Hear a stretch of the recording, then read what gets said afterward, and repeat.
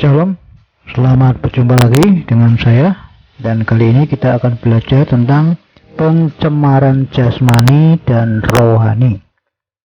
Firman Tuhan jelas sekali menulis agar roh, jiwa, dan tubuh kita itu terpelihara sempurna. Ada di mana itu? Di 1 Tesalonika 5 ayat 23. Demikian firman Tuhan. Semoga Allah damai sejahtera menguduskan kamu seluruhnya, dan semoga roh, jiwa, dan tubuhmu terpelihara sempurna dengan tak tercacat pada kedatangan Yesus Kristus Tuhan kita. Lalu Yeremia ini berkata, oh iya ya, jadi roh, jiwa, tubuh kita itu harus dipelihara ya Pak. Betul bro. Dulu sebelum kita bertobat dan percaya Tuhan Yesus, maka roh, jiwa, dan tubuh kita itu masih mengenakan manusia lama bro. Maksudnya? Ya maksudnya masih hidup dalam kondisi dosa begitu ya. Kan semua orang yang lahir ke dunia itu adalah keturunan Adam ya. Jadi dari kandungan ibu aja sudah ada dosa, maksudnya seperti itu menurut Mazmur 51 ayat 5. Demikian firman Tuhan. Sesungguhnya dalam kesalahan aku diperanakkan, dalam dosa aku dikandung ibuku. Lalu Yeremia ini berkata, oh iya ya, jadi seluruh dunia itu sudah ada dosa begitu ya Pak, begitu lahir atau sejak dalam kandungan itu sudah dosa ya. Iya bro, pokoknya yang disebut manusia mau di gunung, di lembah, di hutan, dimanapun juga berada, semua itu dalam kondisi dosa bro. Gak ada yang benar ya. Roma 3 ayat 10 menulis, seperti ada tertulis, tidak ada yang benar, seorang pun tidak. Tuh. Nah, setelah manusia bertobat dan percaya Tuhan Yesus, maka ia disucikan dari dosa dan dimeteraikan dengan Roh Kudus ya. Roh, jiwa, dan tubuhnya menjadi milik Tuhan Yesus. Seperti itu ya. Ada di Roma 8 ayat 9. Demikian firman Tuhan. Tetapi kamu tidak hidup dalam daging, melainkan di dalam roh atau Roh Kudus ya. Jika memang roh Allah diam di dalam kamu. Tetapi jika orang tidak memiliki roh Kristus, ia bukan milik Kristus. Tuh, jelas sekali kan ditulis itu. Lalu Yeremia ini berkata, oh gitu ya. Jadi setelah kita disucikan oleh darah Kristus, maka tugas kita adalah memelihara hidup kudus yang Tuhan beri itu ya Pak. Selama kita masih hidup di dunia ini ya. Ya betul bro. Jadi tugas kita tuh harus memelihara hidup kudus yang Tuhan beri. Baik roh kita, jiwa kita, dan tubuh kita tuh harus dijaga ya. Ini salah satu ayatnya ada di 2 Korintus 7 ayat 1. Demikian firman Tuhan. Saudara-saudaraku yang kekasih, karena kita sekarang memiliki janji-janji itu, marilah kita menyucikan diri kita dari semua pencemaran jasmani dan rohani, dan dengan demikian menyempurnakan kekudusan kita dalam takut akan Allah.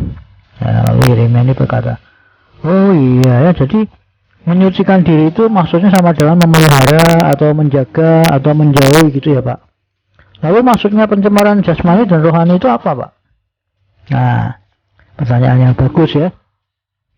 Pencemaran jasmani adalah semua hal yang dapat menyebabkan jasmani kita itu tercemari atau teracuni bro, begitu ya. Contohnya minuman keras ya, rokok ya, sabu-sabu dan sebagainya ya, pil-pil larangan, itu semuanya dapat meracuni atau mencemari tubuh kita ya. Nah, itu hal-hal yang dapat meracuni itu tidak boleh ya, dijauhi maksudnya sesuai dengan firman kata-kata tadi ya, untuk kita tidak memakan atau mengonsumsi hal-hal semacam itu. Jelas? Orang di luar sana aja tahu kalau merokok itu dapat merusak paru-paru ya, jantung, gangguan kehamilan dan sebagainya, dan dapat membunuh. Yeremia ini berkata, oh iya, itu kan ditulis di iklan rokok Pak, sudah jelas di mana-mana di seluruh Indonesia itu ya. Jadi ternyata Alkitab ada larangan untuk merokok ya, gitu ya Pak. Betul bro. Seringkali kan orang berdalih ya, orang Kristen yang merokok itu berdalih, kan merokok tidak ada di Alkitab gitu ya. Nah ternyata ada di sini. Bahkan tidak cuma merokok saja, tapi juga yang lainnya. Seperti tadi yang saya katakan itu sabu-sabu, ganja, dan lain-lain. Itu kita disuruh menjauhi, ya sudah ditulis itu, mewakili itu. Pencemaran jasmani itu mewakili semua hal. Ya, Paham tidak? Nah, gitu harus dijauhi atau kita harus tidak boleh mengonsumsi, itulah pokoknya. Lalu Yeremia berkata, oh iya. Jadi tidak ada alasan lagi ya bagi orang percaya ternyata tidak boleh merokok dan sebagainya, itu ada ayatnya ya di situ ya. Oh, luar biasa. Lalu pencemaran rohani itu apa Pak maksudnya? Ya, pencemaran rohani adalah segala sesuatu yang dapat mencemari atau meracuni rohani kita. Contohnya buku-buku bacaan yang duniawi, ya kan? TV duniawi, internet yang duniawi dan sebagainya yang duniawi, pokoknya yang berbau-bau duniawi itu Bu.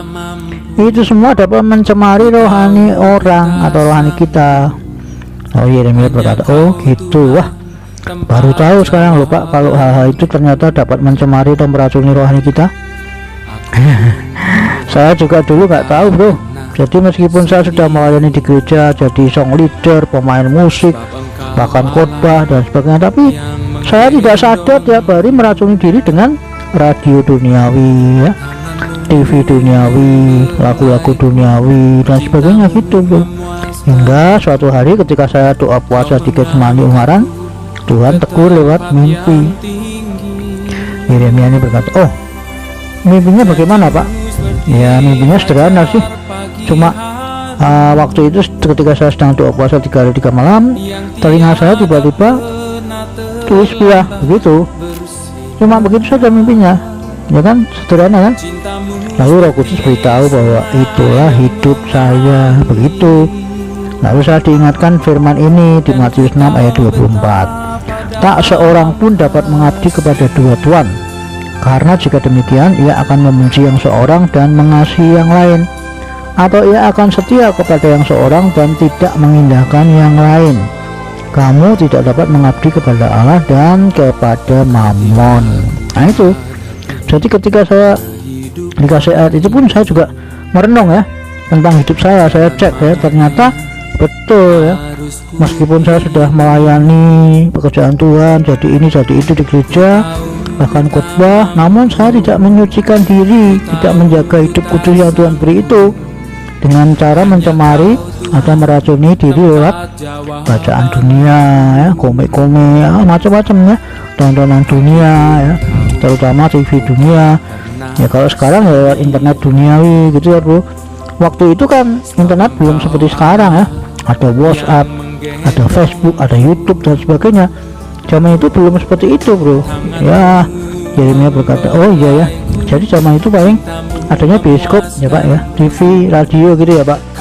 Ya betul Bro, itu kaset lagu duniawi juga ya. Nah begitu saya ditegur Tuhan lewat mimpi itu, maka saya langsung bertobat. Sejak saat itu saya cungkil mata saya buat hal-hal duniawi semacam itu, tutup telinga buat lagu-lagu duniawi ya, sampai kini dan selamanya. Nah itu ceritanya bagaimana saya itu bertobat dari hal-hal duniawi. Itu saya saksikan di sini sesuai kata firman Allah ini, Matius 5 ayat 29. Maka jika matamu yang kanan menyesatkan engkau, cungkilah dan buanglah itu, karena lebih baik bagimu jika satu dari anggota tubuhmu binasa daripada tubuhmu dengan utuh dicampakkan ke dalam neraka. Yeremia berkata, oh gitu, jadi Bapak udah nggak lihat dan mendengar lagi lagu duniawi, bacaan duniawi, tontonan duniawi gitu ya Pak? Iya, saya udah cungkil mata saya buat hal-hal duniawi itu ya. Saya sudah seolah tidak punya mata untuk hal-hal duniawi itu loh, karena saya mau mentaati firman Allah di 2 Korintus 7 ayat 1 di atas itu. Begitu ceritanya. Lalu Yeremia ini berkata, wah banyak orang percaya belum tahu kebenaran di 2 Korintus 7 ayat 1 itu loh Pak. Saya juga nggak pernah dengar ada pendeta khotbah tentang pencemaran jasmani dan rohani itu loh Pak. Ya oke, paling tidak sekarang Bro sudah dengar ya melalui apa yang saya bagi ini ya. Ya Pak, saya mau taati firman Allah di 2 Korintus 7 ayat 1 itu, yakni menyucikan diri dari pencemaran jasmani dan rohani. Nah bagus itu, memang awalnya seolah ya berat untuk menyucikan diri dari pencemaran jasmani dan rohani itu ya, karena harus stop semua hal yang duniawi ya, kita nggak boleh. Namun tidak usah khawatir ya, karena Roh Kudus akan menolong kita untuk memampukan kita melakukan itu. Betul Pak. Memang kalau tidak mau mencungkil mata dan menutup telinga buat hal dunia seperti itu, ya saya kira nggak bisa lah ya orang mampu melakukan itu, karena kan kita masih hidup di dunia ya, belum hidup di surga. Nah, saya jawab, iya bro, sekali lagi asal kita punya tekad, nomor satu punya tekad ya. Tentu Roh Kudus memampukan kita, sekalipun masih hidup di bumi, tapi bisa seperti di surga.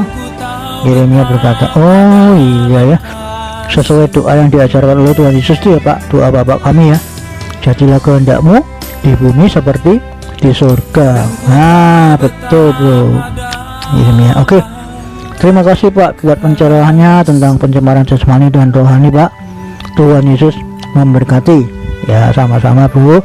Demikian firman Tuhan tentang pencemaran jasmani dan rohani. Saudara yang selama ini belum pernah mendengar kebenaran ini, sekarang berarti saudara sudah mengetahui karena mendengar tayangan ini.